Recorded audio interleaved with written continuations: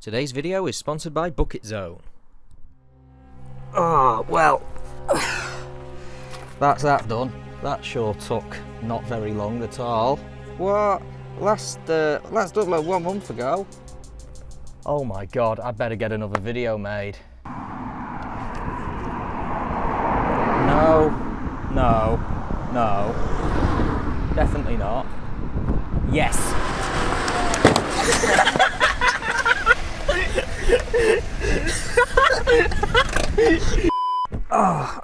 Oh, it's all right. I'm okay. Oh, I'm okay. Hello everybody and welcome to Kai Keys, where today I'm reviewing the K11 Nissan Micra. But we've not just got one today, we've got two. We've got two of them.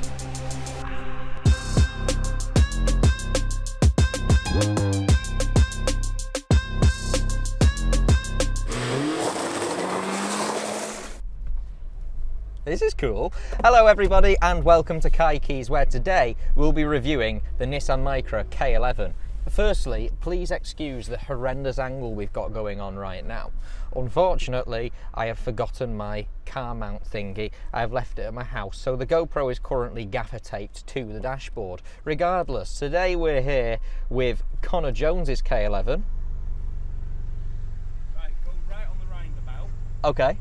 And we're driving two K11s. Why two? Well, one of them's the 5-door, one of them's the 3-door, but they're both 1 litre K11s. So, you know, at the end of the day, they're both the same car, but we've got two, we'll use two. Anyway, I ideally want to keep this video short and sweet because the K11 is a car which I've wanted to review for a while. The K10, of course, that's cool, I want to get around to that at some point. The K12 is a car which I did my first review on, so Micras hold a little bit of a special place in my heart. And I always thought that the K12 Micra was absolutely fantastic. It's a car that you don't really hear that much about, but the K11 on the other hand, my God, these are the car to get. Something cheap under £1,000. Everybody loves them. So, do they live up to the hype? Well, I can tell you, I've been driving this thing for about 10 minutes, and yes it does.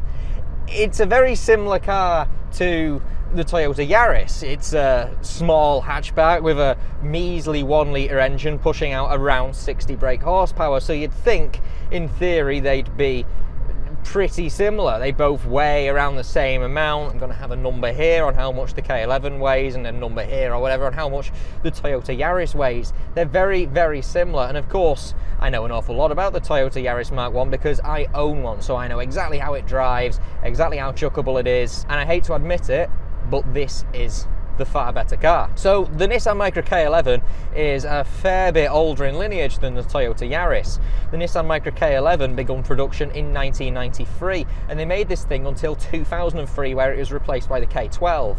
They actually made these things up until 2007 in, I believe it was Taiwan, clearly because these things were brilliant. There was no need to stop making the things. And you could get a few different types of engines. You could get the 1 litre petrol, which this has. This is the bargain bucket Nissan Micra, and it has air, no air con, it has a funny flashing button on the dashboard, and it has a gear stick, and that's all you ever need in a cheapo car. You could get the 1.3 litre Nissan Micra, which is, it just has a bigger engine. You could also get the 1.4 litre, which is a fairly rare beast. Those came out towards the end of the Mikra's lifespan. There's the Jones. Let's follow him. But the 1.4 litre really is the one to go for if you really want the best K11. But the downside of that is they're fairly rare and many are mated to an automatic transmission. Now, I have a little bit of a history with this car. I had a Skoda Felicia. Well, me and Ethan, the channel editor, we had a Skoda Felicia.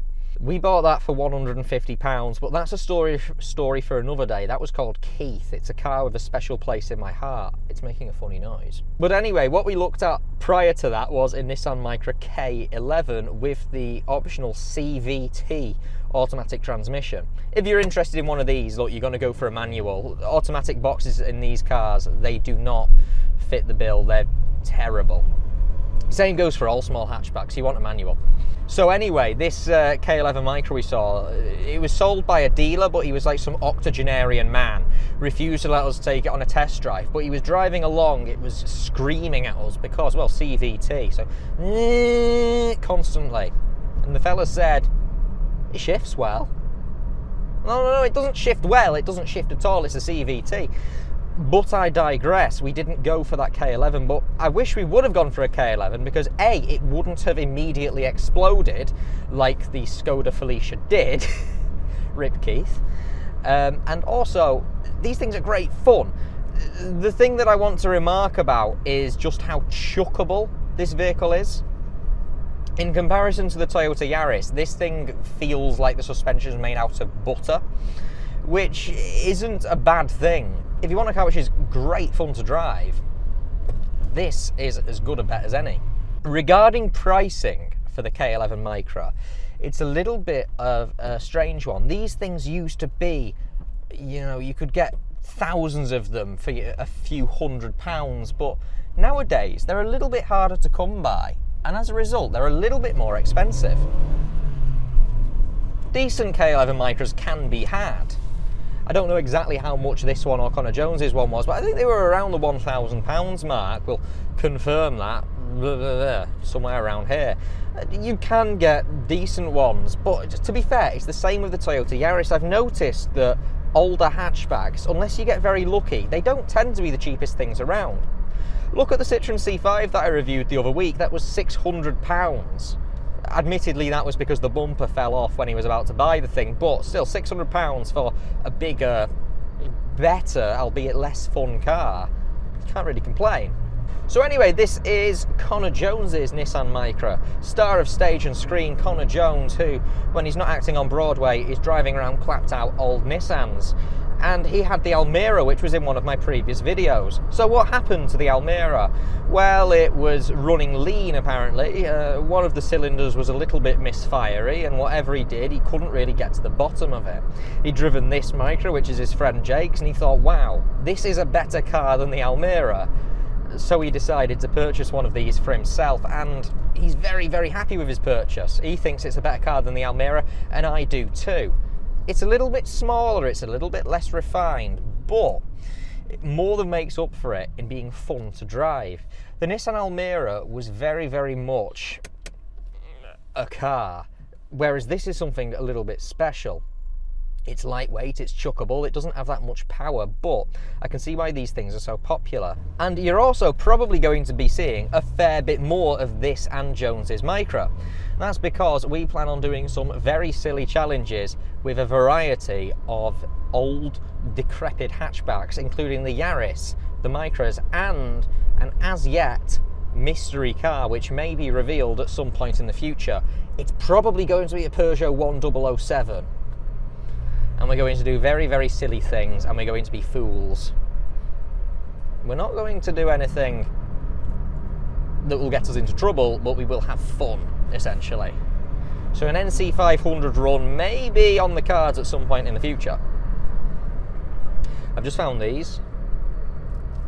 Oh yeah, these are coming straight off. Terrible. So as far as the interior goes, it's not something I want to touch on too much, but the thing is, if you're driving a car, you are sat in the interior. It's a thing you don't really want to exactly gloss over. Fit and finish is pretty much as you'd expect. It's not terrible, but it's not fantastic. Everything's fairly hard-touch plastic in here, but it is hard-wearing. I think I prefer the Yaris's interior, but one thing you notice about this, it feels like a car that was designed in the early 1990s. The dashboard is very, very low in comparison to more modern hatchbacks, and especially the Yaris, where it feels like you're almost sitting on top of the car.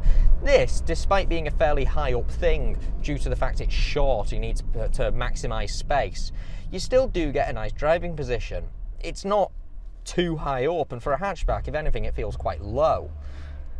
One thing I will say about this car, which is absolutely fantastic, is in a lot of hatchbacks, I always get the feeling that I'm sat right on top of the pedals, but in this, I don't.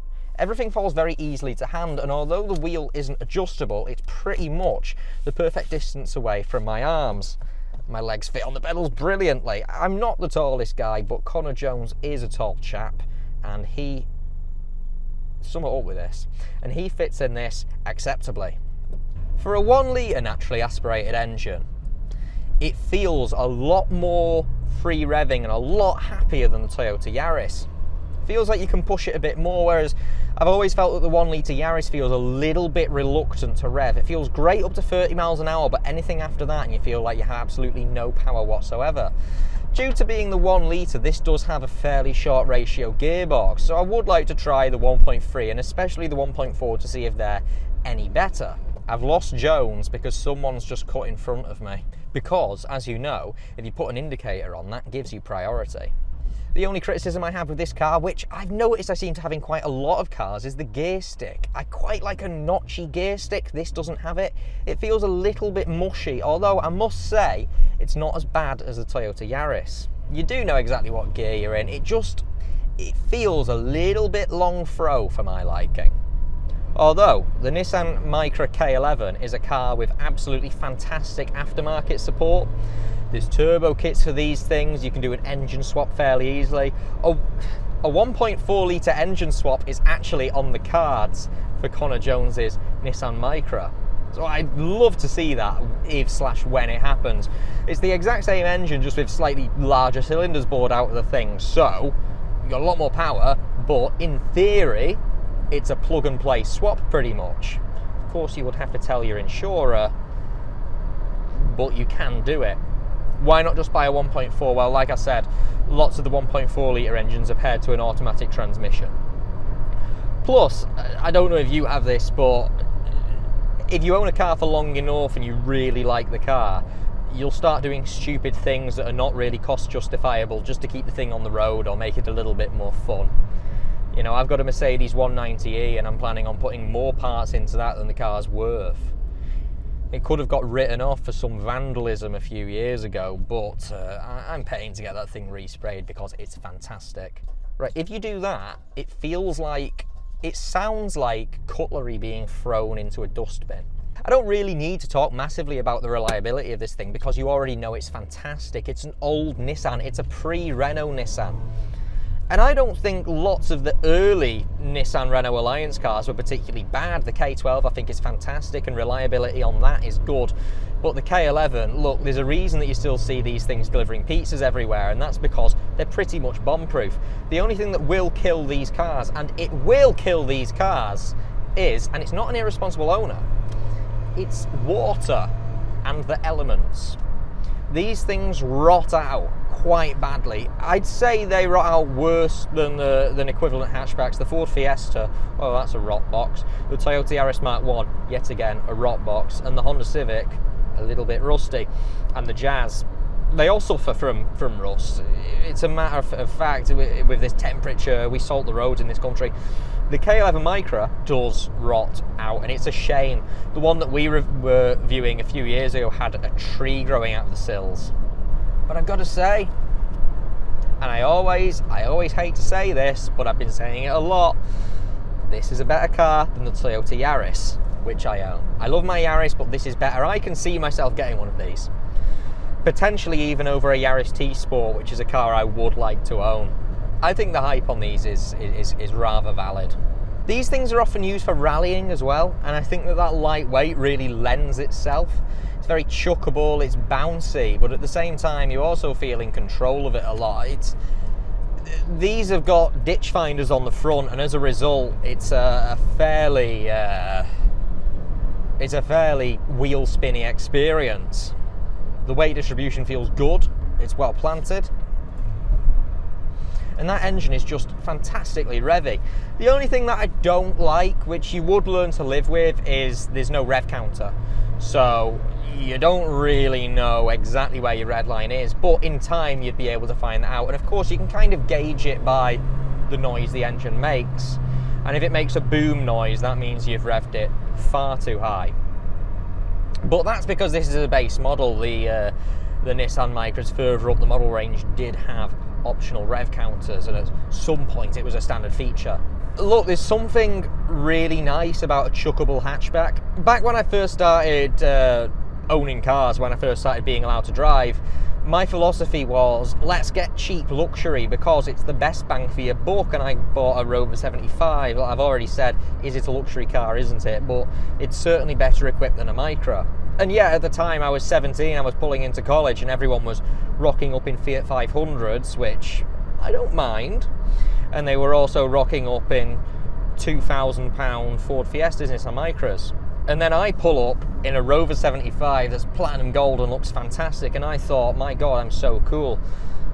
I wasn't, but I can really understand the case for cheap hatchbacks, and since owning one myself, I really think that you should consider this over cheap luxury.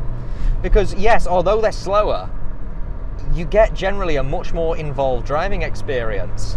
We're following Jones now, we're on a 50-mile-an-hour road, and due to the fact that you've got this low-slung dashboard, it's an older car, so you've got acres of glass. 50 mile per hour in one of these feels so much faster than 50 miles per hour in, say, a BMW 330d. It's slower, but you have more fun getting to that limit. Everything feels very involved in this car. There's not much to separate you from instant death on the other side of this bonnet, because if you crash this, you will die. Something just went ping inside the gearbox then. Yeah, this doesn't seem to be the best kept example of a Nissan Micra, but Connor Jones is in front, which I may get into in a little bit, is in genuinely good condition. And that's the thing with these cars. If you're going to buy one of these, for the love of God, try and buy one of these, I would say, from a private seller.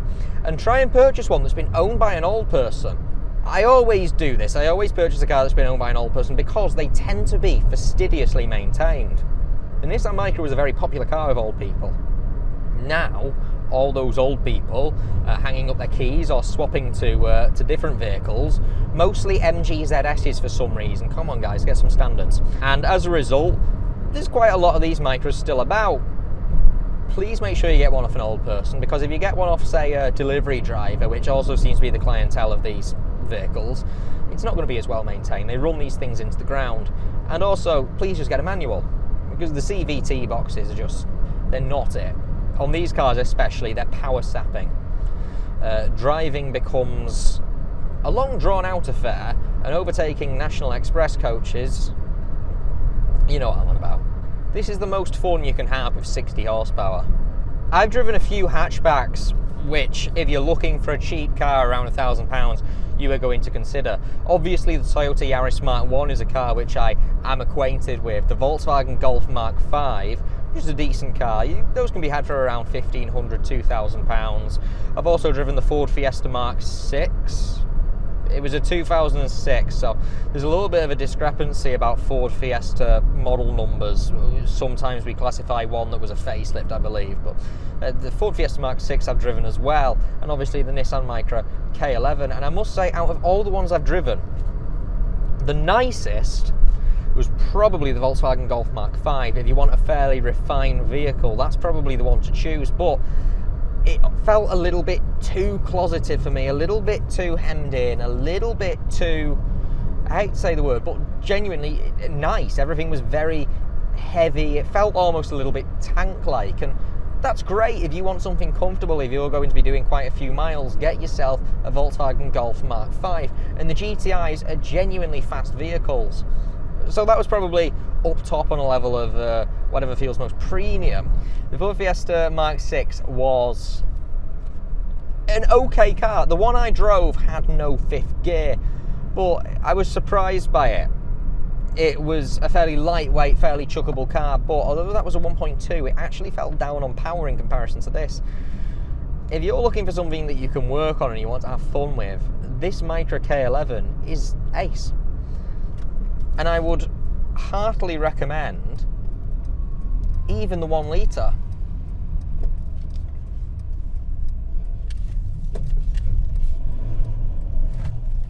We're doing a turn. I'm just screwing the gear stick off. I don't know if it does screw. It rotates, so yeah, there we go. We're now shifting gears with a steel rod because this is the way Henry Ford intended you to shift cars on the motor vehicle. Henry Ford? What am I? I'm spouting some major shit. I am having an enjoyable cruise in this.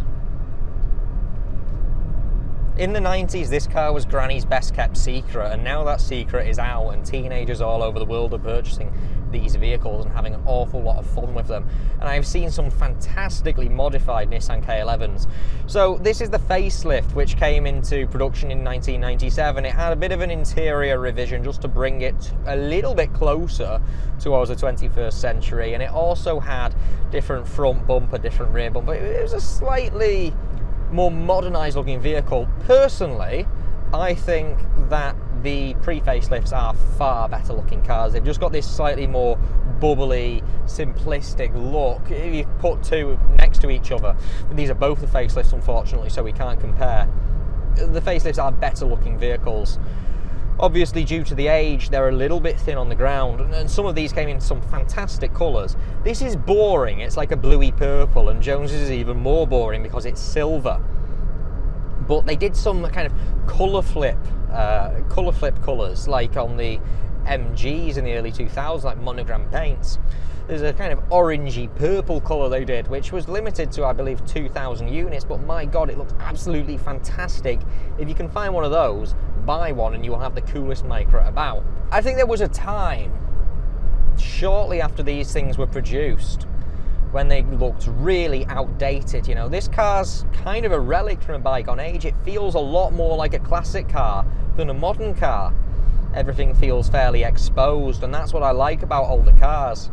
And in the early 2000s, you might have noticed a shift with cars where they suddenly felt a lot more tank-like, and that's because they had to meet crash safety rating standards. And unfortunately, I think that small hatchbacks really lost a lot of fun, because that feeling of exposure, that feeling of, oh my God, I'm going to die, just isn't in a lot of newer hatchbacks, and I really like that. Doesn't necessarily make them less comfortable to drive, the fact that these things are a little bit lighter, a little bit more open, but it does make them feel a lot more inherently chuckable. This feels a lot closer to something like my Mercedes 190 with just these acres of glass and this fantastic visibility. I mean, this A-pillar is so thin, and you just don't get that with modern cars. Yet cars from the 1980s and the 1990s with fuel injection are still reliable enough to be daily driven. I really think that cars of this age are the sweet spot. Cars which trace their heritage back to the 1990s or the 1980s, or in the Volvo's case, arguably the 1970s. They're fantastic fun. They just have a feeling that newer cars don't. Right, something has fallen off the car. I don't know what that was. I heard a big like pop and something fall off. One thing I also like about these throwable, low-power old hatchbacks is that there's a lot of involvement. You're always shifting gears, you're always trying to stay in that power band. The Micra does not feel as bad as the Yaris in regards to actually staying in that power band. It seems to be a fair bit more lenient. Power feels fairly consistent, whereas with the Yaris, anything over 30 miles an hour, you're not getting anywhere, but you really need to rev it above 4,000 RPM to get a good amount of power. This, I have no idea how many RPM I'm at, but that power does feel available a lot lower down. Which is interesting, because the whole point of the VVTi system in the Toyota Yaris was so that you had slightly more power further around the rev range. It was a much more neutral torque curve and power curve, but in my experience that's not true in comparison to something like this. There's a Lotus Elise there, lovely. I think this is the better car than the Toyota Yaris Mark 1 as far as driving characteristics go. Look, in terms of how much stuff can you cram in, is it as good for daily living? Yes. It's a small hatchback, it's very, very comparable, and that's the reason I have compared the two cars. The pedals are even set up in a manner where you can heel toe a lot easier than you can in the Yaris, which isn't really massively possible in that car.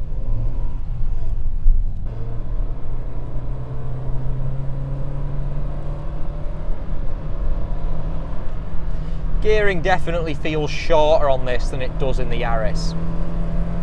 Perhaps that's why it feels a bit faster. Although, you can do 70 in third, which is really the absolute top of the rev range. Does feel a little bit more willing at higher speeds as well than the Yaris. Like I said, it could just be a placebo. The Yaris may be the faster car, but this feels superior.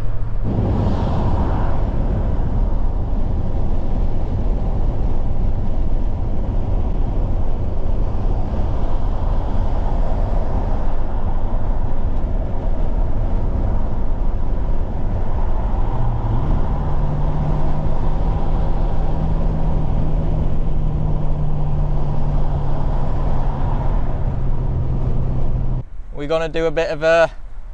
Yeah, we've got Jake to film it. Get ready.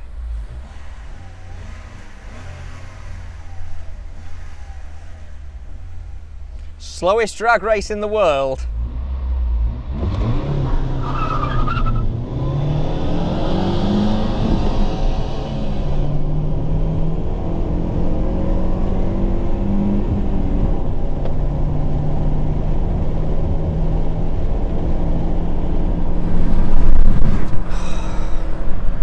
I didn't even have to try, did I? It's fun. It's such a fun car because you can just act a little bit silly with this, and it took us about 20 seconds to get to 60 miles per hour, and even then we weren't breaking any laws. We're still the slowest thing on the road, but we had a great time doing it. Look, drive responsibly, drive safely, and know your limits. It goes without saying, obviously. Don't be stupid, don't drink, drive, and don't do things where you're not in control of your car. But as a car enthusiast, you can have fun if you do it safely and you don't break any laws. And look, if you really want to go fast, obviously, yeah, take it to the track. But car manufacturers would not design their cars to be fun if they didn't want you to have a little bit of fun driving them. Driving doesn't have to be monotonous, it doesn't have to be boring. We're car enthusiasts for a reason. We're not being silly, we're being a little bit silly, but we're doing it safely, we're doing it responsibly. And as I said, we're still the slowest things on the road. I have more doors than that Micra as well, so I have a lot more weight, although maybe I don't have a lot more weight. That one does have 2 people in, and one of those people is Connor Jones. But also, I did that without a gear knob. So there's some Keiki's professional driving. It's all about those shifts. I wouldn't mind testing this with the Yaris, because this feels a lot faster. I'm not sure if it is, but this feels faster. We're going to have a lot of fun with this car. We really will. So stay tuned, because at some point in the future, Keiki's is going to have a shitbox special, which is not what it sounds like. It sounds ropey, it's not, I swear. Nice, fantastic, what a car.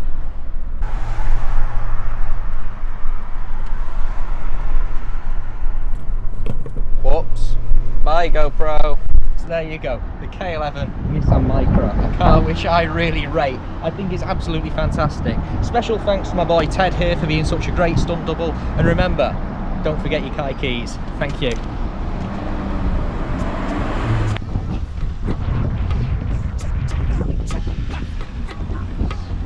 Ba-ba-na, ba-da-na-na.